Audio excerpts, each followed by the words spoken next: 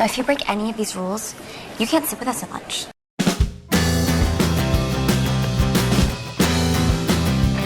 Hello, so this is vlog part 2 for Rocket Summer. I'm not really sure how the vlogging is going to work this month, to be honest, because I've got this big holiday in the middle of July, which starts very, very soon, very exciting. And I want to vlog the holiday, really, but I'm taking books with me. I don't know if I'll run out of books when I'm there, or I'll find books. Will they be science fiction? I don't know. So, yeah, we'll see what happens. But in the meantime, let's try and get a vlog together before I leave. And this one starts with Zena Henson. So this is jumped the years a little bit. So I'm hoping Mike will forgive me. Please forgive me that I've confused the dates a little bit. But this arrived at work today by post. I bought it from eBay. This was the one I had on me, and I thought, well, actually, I'll read the Anything box, which I've been dying to read. I heard it being mentioned on someone's channel. I can't remember what channel it was, and I thought, oh, I'll buy that. That looks really exciting. I really, really, really liked it. So it came out in 1957, I think it is. Hold on. 1956. It was originally put out in the magazine of fantasy and science fiction. It's about a little girl who has an Anything box, and when she's stressed or upset or needs some kind of escape, she can look into her Anything box, and anything is created. And basically, a teacher doesn't really trust it and interferes. And it's quite an interesting story, a really interesting story about all sorts of things, really. It's a very short story, but it really does make you think, and it lingers a little bit. And I was really impressed with that. And actually, I had such a good time with it. I was on the bus a fair bit today, going back and forth the hospital. And I read 2 more stories as well. So I read one called Hush. And on the back here, it says, a child conjures up a deadly, noise-eating creature in his imagination, only to find that it's come to life, killing anything that makes the slightest sound, and the child has a cough.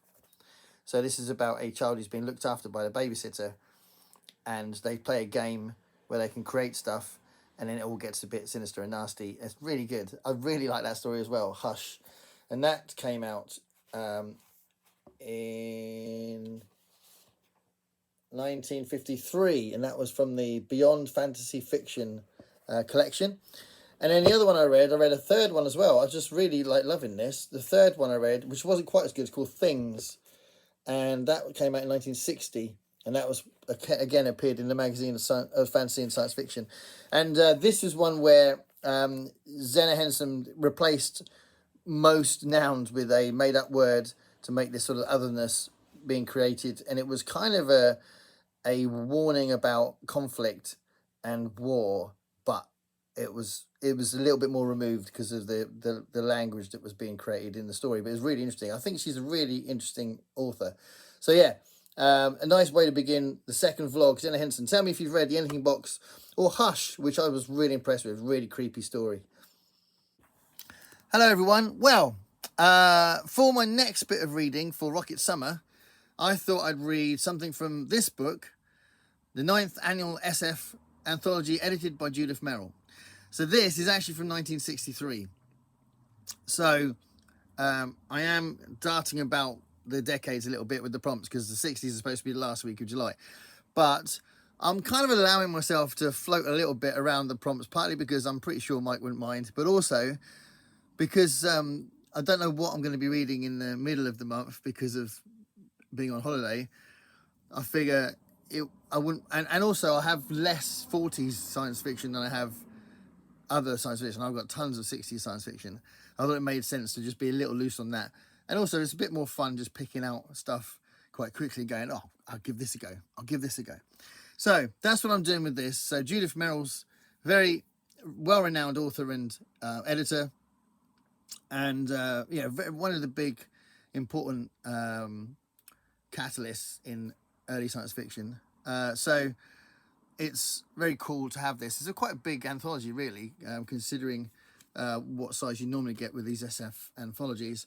And the type is quite small as well. So it's got a lot of stories in it. So that you could pause the screen if you want and have a little look, I'll just show you the contents page so you can see what stories are on there and what authors are on there. So pause the screen if you want to see that. So I've read 2 stories from here. I have read others before, to be fair, actually, but I can't remember what they are.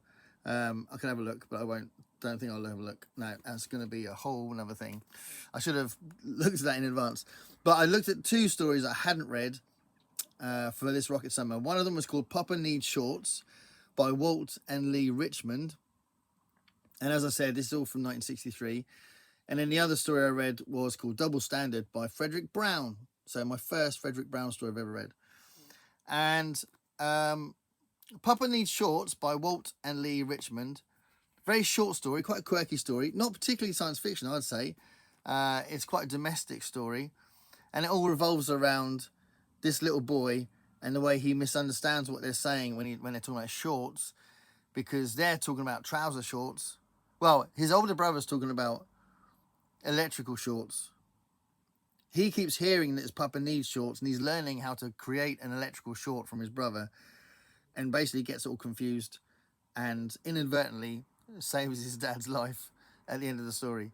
So it's got a fun element to it. The language is quite bubbly and interesting to read. I quite liked it. So Papa Needs Shorts from 1963 by Walt and Lee Richmond. And then I read Double Standard by Frederick Brown. So Frederick Brown's a big name in early science fiction. And this was another interesting, quirky little short story.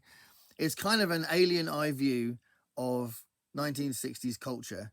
And this alien is very shocked by the apparent nudity that he's seeing on screen, through this screen, and snogging, so the kissing is much more involved than he's expecting to see.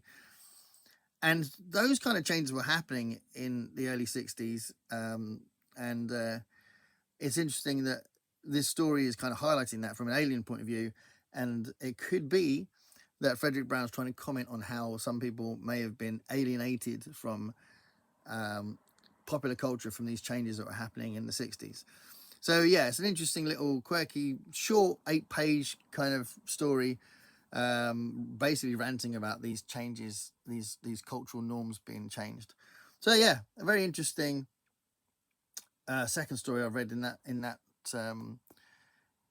batch for this Rocket Summer thing. So what I'd like to read next, I'm going to deviate from that book for a minute because I want to read a story from this anthology, The Frozen Planet. And basically I want to read the one by Daniel Keyes. So Daniel Keyes wrote arguably my favourite book. So he wrote a story called The Quality of Mercy. And again, I'm still messing around with time because that came out in the 50s, I think. Hold on. 1960. Yeah, so just nipping into the 60s. 1960. So that's what I'm hoping to read next. But we'll figure out what that is in the next little installment. I'm kind of making a decision now about what I'm taking on holiday as well. And I've already made... I'm definitely taking science fiction. But it's probably going to be more modern science fiction. Maybe a bit of both. I don't know. Anyway, thanks for watching. See you in a minute. Well, see you in a few seconds. So I'm in Drayton on the way to the hospital. I'm waiting for a taxi. It's a long story why I'm here and not at college waiting for a taxi. I won't talk about why because it just go on forever. But I've read Quality of Mercy by Daniel Keyes. Came out in 1960. It's really good. Definitely recommend it if you get a chance to find it and read it. It's got tons of world building in it, considering it's only, about 30 pages or something. But there's so much world building in it, and it's this Quality of Mercy is all about how in this future world a certain amount of injury or disease means that there's a medical rule that you'll be put out of your misery by government and all that kind of thing. And there's these two brothers are discussing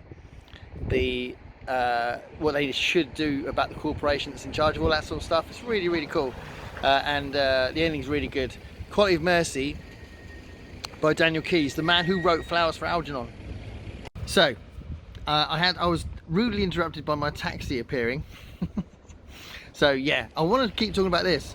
So, Quality of Mercy by Daniel Keyes. It's so good. I mentioned in that previous little bit that there's loads of world building, and there really is loads of world building. And I said it was a corporation. It's more than a corporation. It's kind of like they are trying to defeat Skynet, and there's a really chilling ending that is just so powerful. It's brilliant. That really made it as well, which I didn't really mention in that last bit. So the world building, the relationships between the characters, the two brothers, the ending is fantastic, and it's just so good. So yeah, if you can find A Quality of Mercy, absolutely recommend it. Okay, so now for the next bit of Rocket Summer, I've read a story by Charles Beaumont. So Charles Beaumont, just for a bit of context, is a fantastic writer, but I first knew him as one of the important writers, significant writers in the Twilight Zone, the original black and white 1959 to 1964 series of the Twilight Zone, and he wrote some of the most significant ones. He wrote some amazing episodes for the Twilight Zone, and he kind of had a bit of a distinctive style as well, in a way. And as the series went on, he had stopped writing the actual scripts, and then they started using his stories and then adapting them and sort of writing a new script from it. And this is the case for the story I read for this Rocket Summer just now. So the episode was called Number 12 Looks Just Like You. And I thought, I've got the story that is based on. And the story is called The Beautiful People. And he brought that out in 1952. So it beautifully slots into Rocket Summer. And The Beautiful People is a really interesting book story because it's quite different from the episode, and the way that I think it might have been Henry Sleazer that adapted it. I can't remember, but the way that person adapted it, they put loads of new stuff in it, and there was lots of stuff they took out. There's lots more in the story. There's lots more world building in it, but the general point's the same, and the ending's different. This story is a lot darker. It's a lot more chilling. It's a lot more dystopian. It's a lot more scary. The main character Mary is absolutely terrified of being transformed. They keep calling it, and this is basically to not look like normal, because in this world, it's quite why it's called The Beautiful People. In this particular version of the world, everyone goes through a transformation when they get a certain age and they become beautiful. And before that, they are genuinely seen as ugly. And it becomes a massive thing. And there's a big petition to try and stop this girl from refusing to have the transformation. And nobody sleeps anymore because there's no need to sleep. There's all sorts of things that are in this for the world building. They don't sleep. What else? I can't remember this, but it's what I always say about short stories is if it's a good writer and it's a good story, then you can do a lot with a few pages. So it's not massively long. It's probably, I don't know, 20 odd pages, 20, 30 pages or something. It was just so good. Really, really good story. And Charles Beaumont's definitely worth checking out. And I'll probably do a bigger feature on him what I'll do is I'll reread the whole book of this, and I'll read the other one that I've got more recently, and I'll do a video on both books, I think, later on in the year or next year or something, because he's a fascinating writer. But yeah, I thought it was interesting how different the episode was as well. But ultimately, the story, the actual text story, is so much better. So check it out if you get a chance. It was called The Beautiful People from 1952. Okay, so now I'm going to finish the second Rocket Summer vlog with my all-time favourite short story. So I am actually going to be filming very soon, once I get a chance to go back to the beach when I'm, like early or late, whenever it is, either on a sunset or a sunrise. I don't know. Anyway, at some point I'm going to do my 10 favourite short stories, and that's going to be in there. And I've been putting it off because I think I just wanted to keep reading short stories until I found more that I could include in the long list. But actually, I'm going to do that. And then if in a year's time I do another one, well, this is my new top 10. That'll be quite fun. So I'm going to do that soon. But my all-time favourite short story is The Sound of Thunder by Ray Bradbury. 1952 and 1953. So that's the kind of dates of these stories. And The Sound of Thunder has become iconic. I mean, it's huge. Its influence is enormous because it's where we get the term the butterfly effect, which people talk all the time when they talk about time travel. And this is about a man who has got the opportunity to go on a hunting trip through time travel to the prehistoric age to hunt dinosaurs. And the really important rule that they stress like mad is you have to stay on the path. Stay on the path, because that means you won't interfere with the timeline. But if you get off the path, you could change the future forever, radically. And the main character doesn't really think that it really matters. He doesn't really believe it, and certainly doesn't think a few seconds off the path is going to matter. But he treads on a butterfly.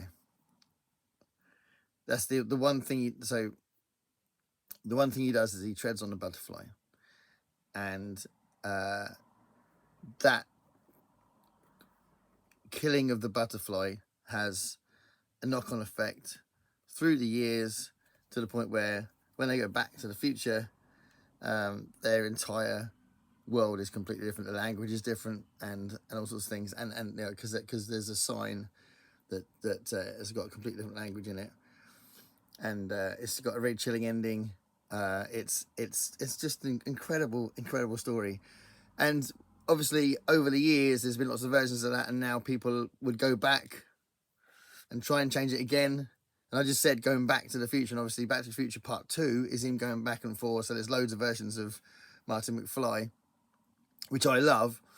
But there's something really cool about the fact that in The Sound of Thunder, that's it. He says, "Can't we go back?" And the guy is just so angry that he's done it that he kills him.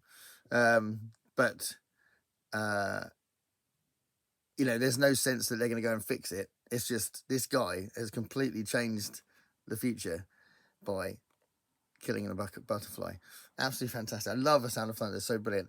This is a great collection anyway, which I will do a video on soon as well.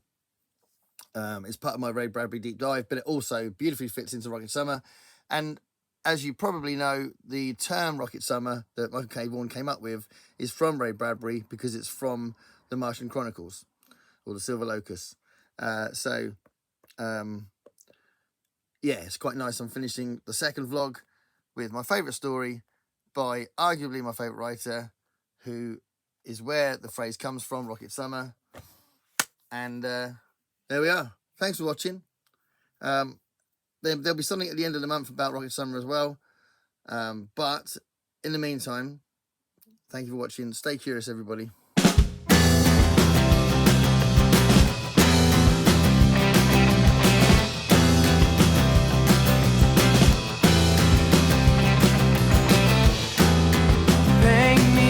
Picture of what it's like to be